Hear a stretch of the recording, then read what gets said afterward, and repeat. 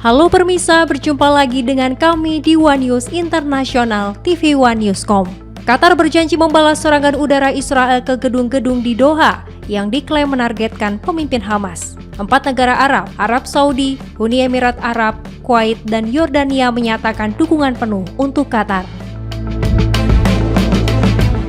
Informasi lainnya, Dewan Keamanan PBB menggelar sidang darurat pada Jumat 12 September waktu setempat atas permintaan Polandia. Sidang ini digelar menyusul serangan pesawat nirawak atau drone Rusia yang masuk ke wilayahnya. Insiden ini memicu kegelisahan baru di Eropa sekaligus menguji soliditas NATO. Selengkapnya hanya di One News Internasional.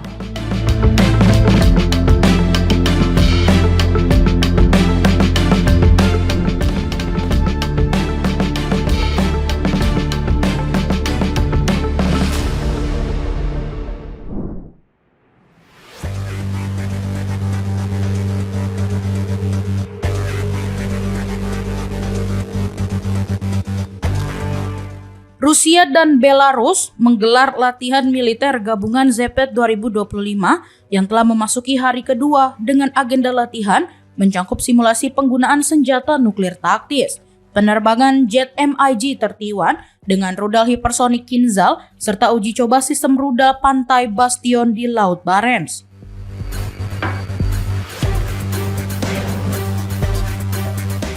Kementerian Pertahanan Rusia dalam pernyataan resminya menyebutkan latihan ZEPET 2025 dimulai pada 12 September 2025.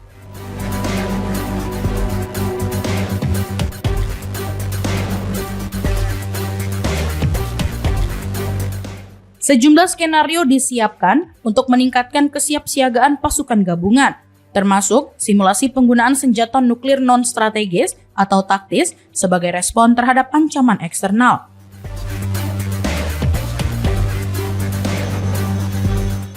Pada hari kedua, Interfax melaporkan jet-jet MiG-31 melakukan penerbangan di atas perairan netral Laut Barents.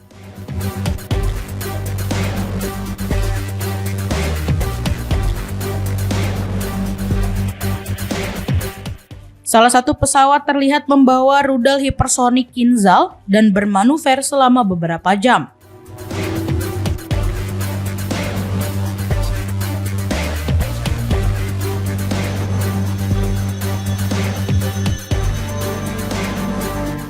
Kantor berita Rusia Interfax melaporkan bahwa langkah ini dinilai para analis militer sebagai unjuk kemampuan serangan jarak jauh Moskow.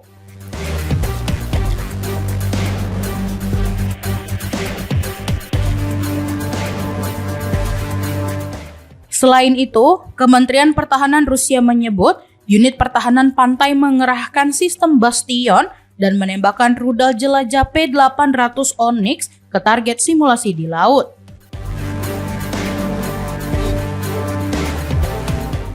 Latihan tersebut digambarkan sebagai demonstrasi kemampuan mengamankan jalur maritim dan mengendalikan wilayah di kawasan Arktik.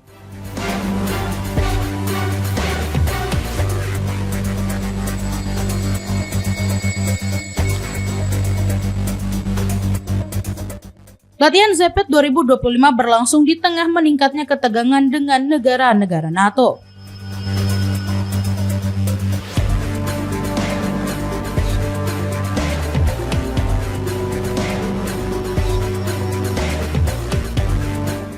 Beberapa hari sebelumnya, Polandia menyatakan telah menembak jatuh drone yang diduga berasal dari Rusia, sebagaimana dilaporkan sejumlah media internasional.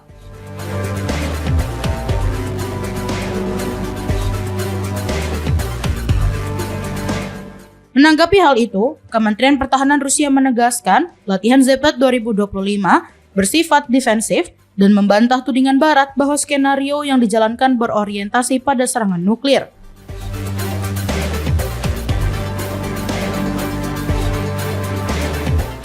Sementara itu, NATO menyatakan meningkatkan kewaspadaan dengan menggelar operasi Eastern Sentry di Eropa Timur sebagai langkah antisipatif.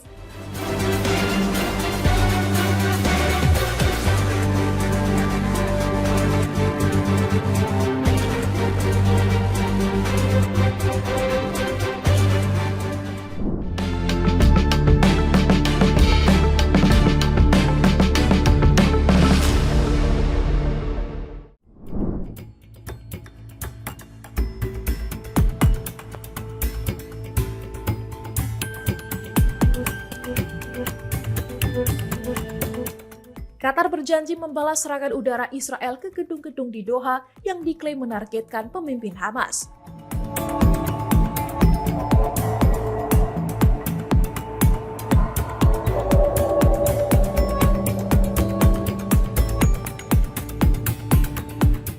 Empat negara Arab, Arab Saudi, Uni Emirat Arab, Kuwait, dan Yordania menyatakan dukungan penuh untuk Qatar.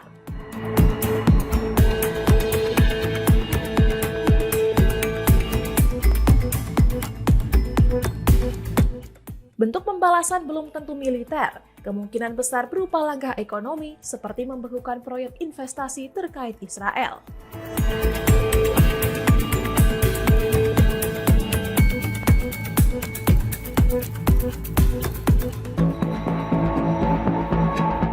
Serangan Israel terjadi di distrik West Bay Lagoon Doha dengan melibatkan 15 jet tempur dan 10 bom presisi.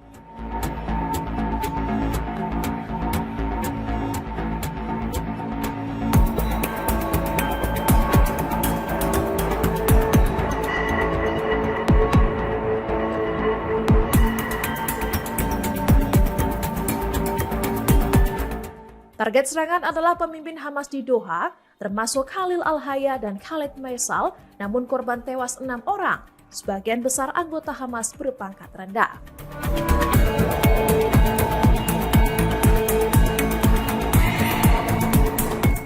Perdana Menteri Qatar Mohammed bin Abdul Rahman Al Thani menyebut seluruh Teluk terancam dan menuduh Perdana Menteri Israel Netanyahu membawa kawasan ke dalam kekacauan.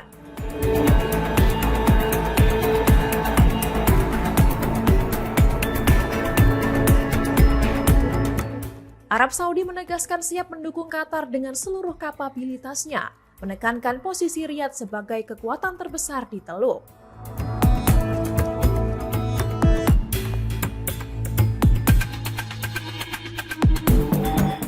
Uni Emirat Arab yang sebelumnya menandatangani Abraham Accords kini menyebut serangan Israel sebagai pengkhianatan dan mengutamakan solidaritas Teluk.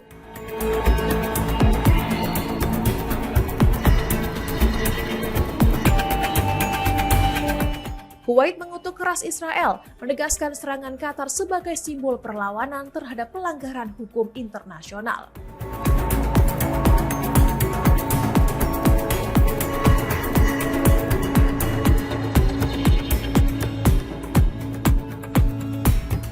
Yordania menilai serangan Israel sebagai ancaman serius bagi stabilitas kawasan dan memberi sinyal kuat kepada Tel Aviv bahwa eskalasi tidak akan dibiarkan.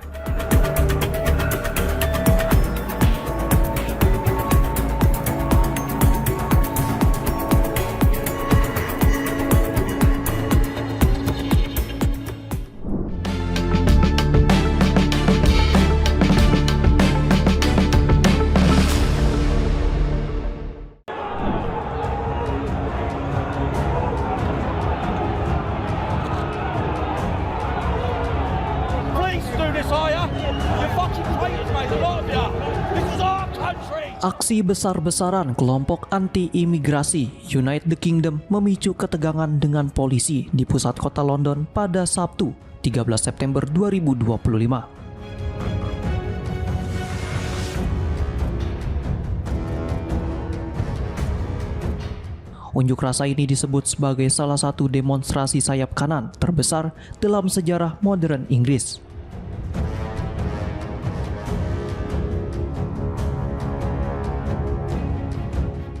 Kepolisian London mencatat sekitar 110.000 orang menghadiri aksi yang dipimpin tokoh kontroversial Tommy Robinson.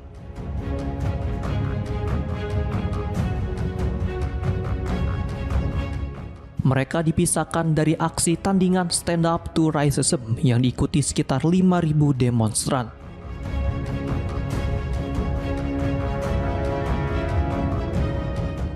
Polisi menyebut beberapa massa United Kingdom berusaha menembus area steril, merobohkan brigade, dan mendekati kelompok lawan.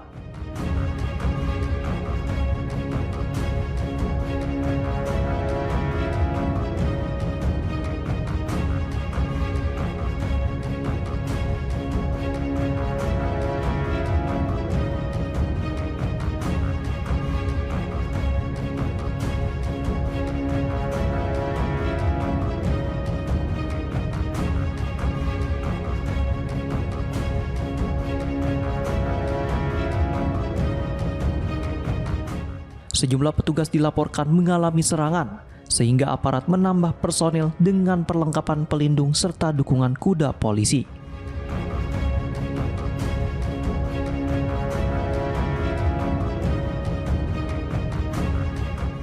Sementara itu, sebanyak 25 pendemo ditangkap, sedangkan 26 aparat kepolisian terluka.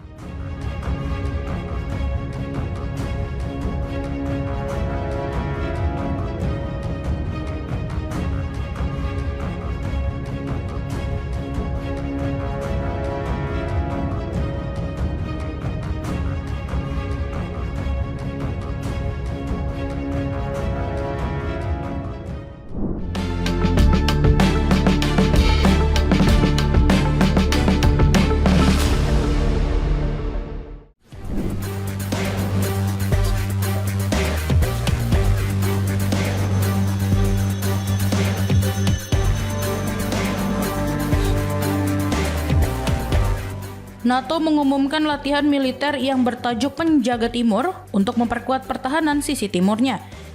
Menyusul tuduhan Polandia terhadap Rusia atas pelanggaran wilayah udara oleh pesawat nirawak pada 10 September 2025. Sekretaris Jenderal NATO, Mark Rutte, menyatakan bahwa latihan ini bertujuan memperkuat posisi aliansi di Eropa Timur.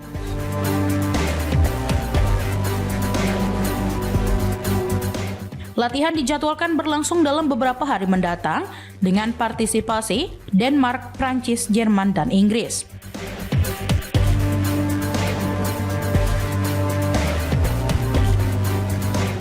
Denmark mengerahkan 2 jet tempur F-16, 1 frigat anti pesawat, Prancis 3 jet Rafale, Jerman 4 Eurofighter, dan Inggris juga siap berkontribusi dalam latihan militer tersebut.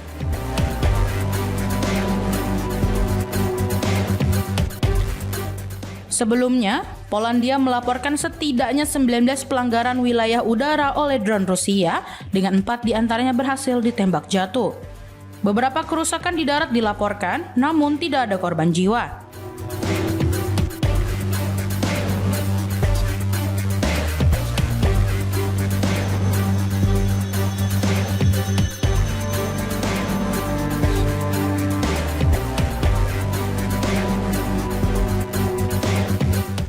Sementara itu, Kementerian Pertahanan Rusia menegaskan operasi drone hanya menargetkan sasaran militer di Ukraina dan tidak diarahkan ke Polandia.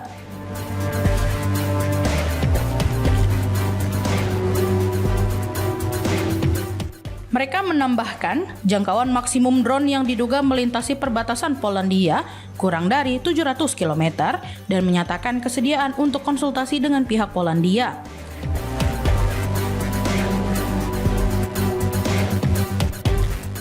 Juru bicara Kremlin, Dmitry Peskov, menyatakan tuduhan provokasi terhadap Rusia oleh NATO dan Uni Eropa sering disertai tanpa bukti.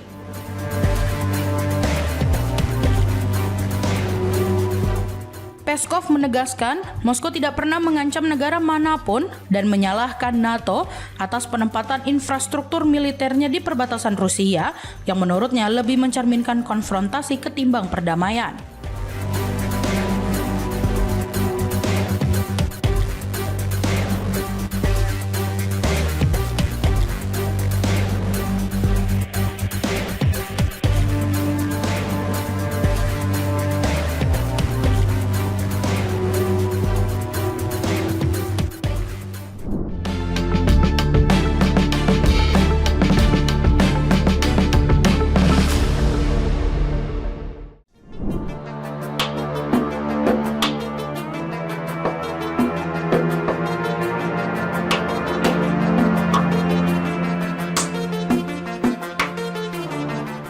Kim Yo-jong, adik pemimpin Korea Utara Kim Jong-un, memperingatkan bahwa latihan militer gabungan Amerika Serikat, Korea Selatan, dan Jepang akan membawa konsekuensi negatif bagi ketiga negara sekutu.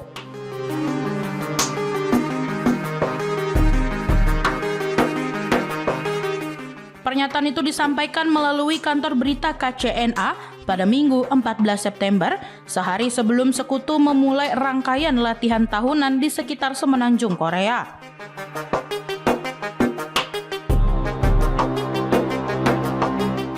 Latihan meja Iron Mask akan digelar pada 15 hingga 19 September di markas besar pasukan Amerika Serikat Korea di Camp Humphreys, Pyeongtaek.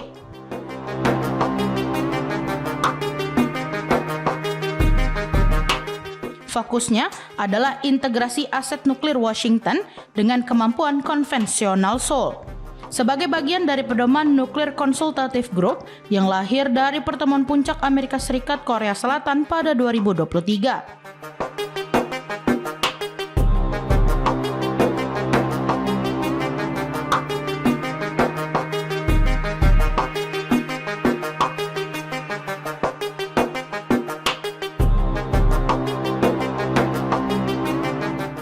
Bersamaan dengan itu, Korea Selatan, Amerika Serikat, dan Jepang juga akan menggelar latihan multi-domain Freedom Edge di perairan tenggara Pulau Jeju.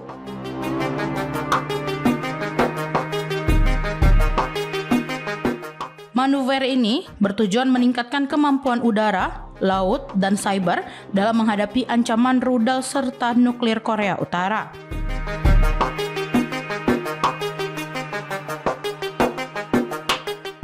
Seoul dan Washington menegaskan latihan tersebut murni bersifat defensif.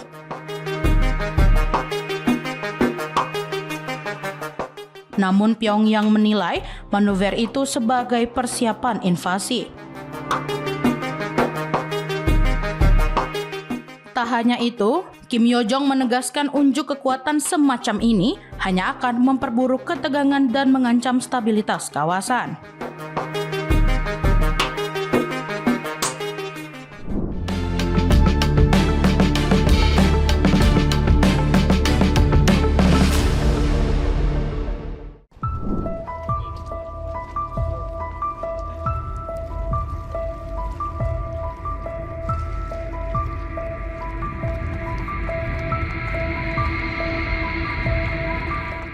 Tiga kapal milik Inisiatif Bantuan Internasional Global Sumut Flotilla berangkat dari Pelabuhan Bizerte, Tunisia pada Sabtu 13 September 2025. Membawa pasokan penting untuk Gaza sekaligus berupaya menembus blokade laut Israel.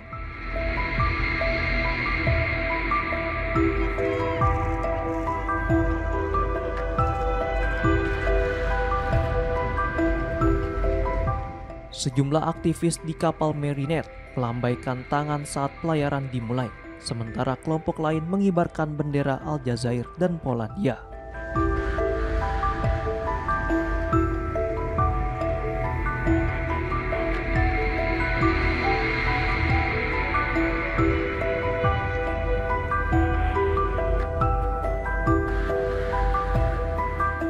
Pihak penyelenggara menyebut masih ada kapal tambahan yang akan berangkat dari Tunisia.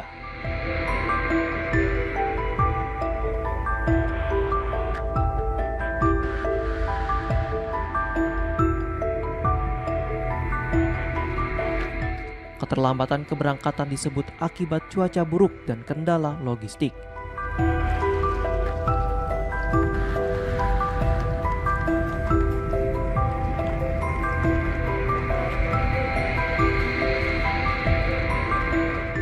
Sebelumnya, Global Sumut Flotilla melaporkan salah satu kapalnya diserang drone di pelabuhan Tunisia pada Rabu 10 September 2025. Itu merupakan serangan kedua dalam 2 hari yang oleh penyelenggara disebut sebagai upaya Israel untuk menggagalkan misi.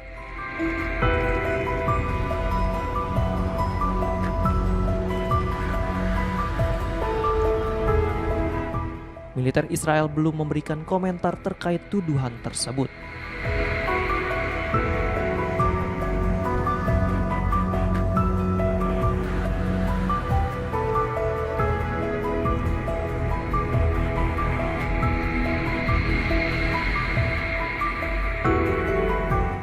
Menurut keterangan di situs resminya, Global Sumut Flotilla merupakan armada terkoordinasi non-kekerasan yang terdiri dari kapal-kapal kecil.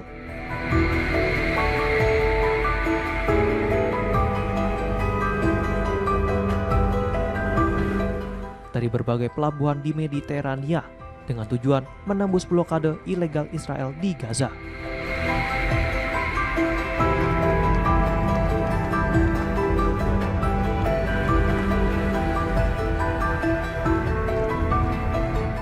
Armada ini melibatkan ratusan aktivis dari lebih 40 negara, termasuk aktivis asal Swedia, Greta Thunberg, dan politisi kiri Portugal, Mariana Mortágua.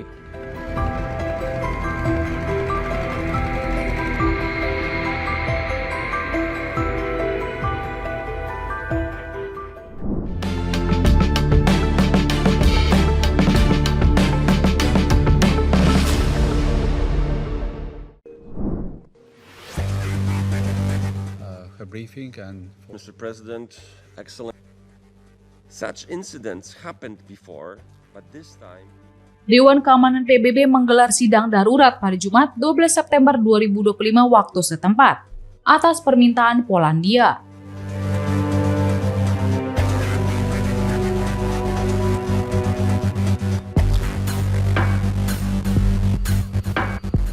Sidang ini digelar menyusul serangan pesawat nirawak atau drone Rusia yang masuk ke wilayahnya.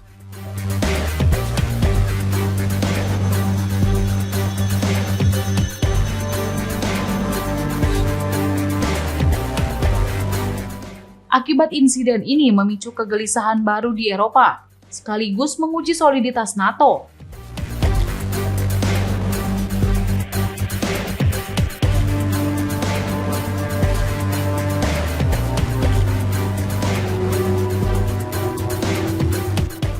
Menteri Luar Negeri Polandia, Radosław Sikorski, menegaskan serangan tersebut tidak mungkin merupakan kesalahan, seperti yang disebut Presiden Amerika Serikat Donald Trump.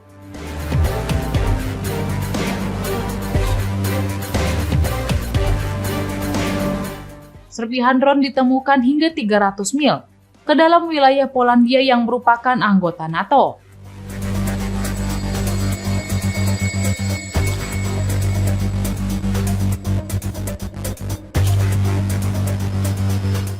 Insiden ini menandai pertama kalinya aliansi itu secara langsung menghadapi pesawat nirawak Rusia.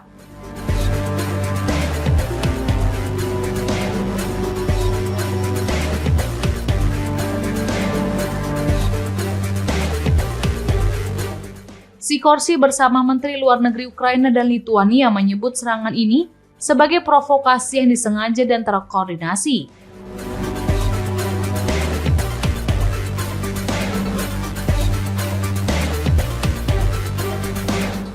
Namun, menurut Panglima tertinggi NATO untuk Eropa, Alexus Greinkovic menilai belum jelas apakah serangan itu dilakukan dengan sengaja atau tidak.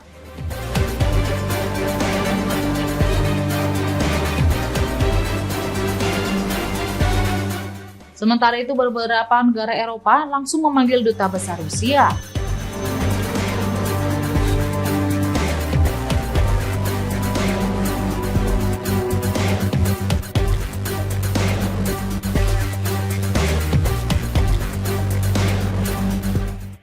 Menteri Luar Negeri Swedia Maria Malmer Stenergard menegaskan pelanggaran Rusia tidak dapat diterima dan merupakan ancaman bagi keamanan Eropa.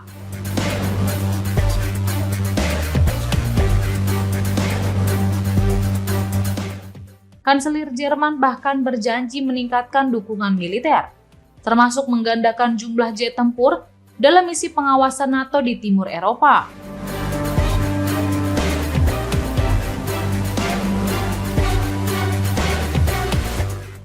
Namun, Trump hanya menulis di media sosial, "Ada apa dengan Rusia yang melanggar wilayah udara Polandia dengan drone? Ayo kita mulai," tanpa mengutuk serangan tersebut.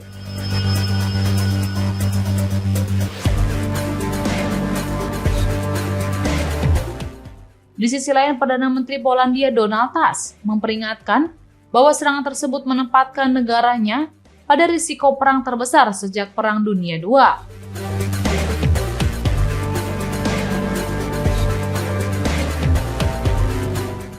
Sebagai langkah antisipasi, Warsawa menutupi wilayah udara timur untuk penerbangan sipil hingga 9 Desember.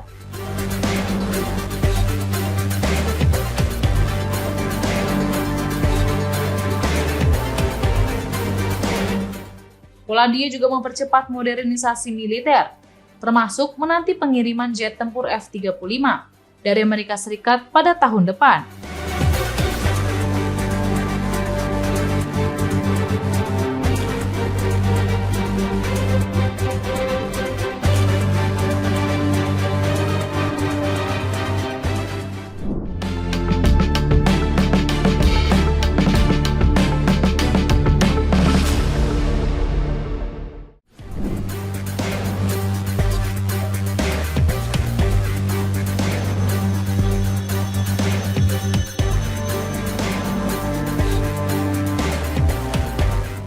Amerika Serikat mendesak Uni Eropa dan seluruh negara yang tergabung dalam G7, yakni Inggris, Prancis, Jerman, Italia, Jepang, dan Kanada, untuk mengenakan tarif tinggi terhadap Cina dan India.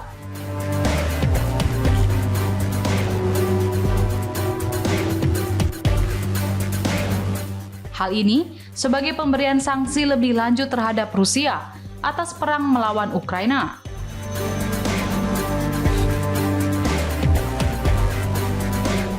Melansir Reuters, Amerika Serikat meminta sekutunya itu untuk ikut memberi sanksi terhadap negara-negara yang masih membeli minyak Rusia, yakni Cina dan India.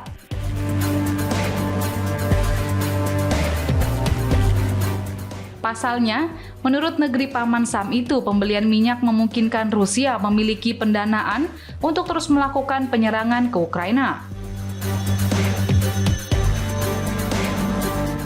Dalam hal ini, para menteri keuangan dari negara-negara G7 juga sudah membahas dalam sebuah panggilan telepon pada Jumat 12 September 2025 kemarin. Terkait dengan sanksi lebih lanjut terhadap Rusia, kemungkinan tarif untuk negara-negara yang mendukungnya. Rapat ini dipimpin oleh Menteri Keuangan Kanada, Francois Philippe Champagne.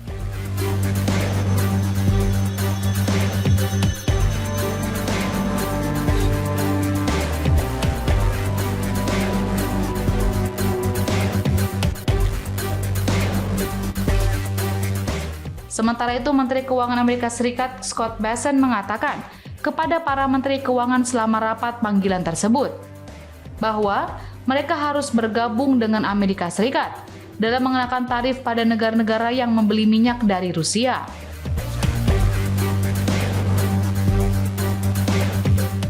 Menyambut pernyataan bersama tersebut, Bessent dan Greer menyambut baik komitmen yang dibuat selama panggilan untuk meningkatkan tekanan sanksi dan mencoba penggunaan aset kedaulatan Rusia yang tidak dapat bergerak untuk menguntungkan pertahanan Ukraina.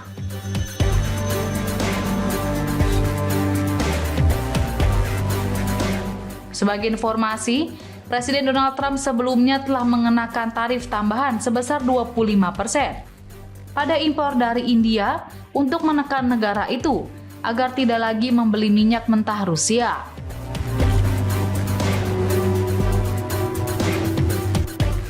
Dengan tarif tambahan itu, total bea masuk atas barang-barang India menjadi 50% dan memperburuk negosiasi perdagangan antara kedua negara. Namun, Trump menahan diri untuk tidak mengenakan tarif tambahan pada impor Cina atas pembelian minyak Rusia oleh Cina. Sebab pemerintahannya sedang menjalani gencatan senjata perdagangan yang rumit dengan Beijing.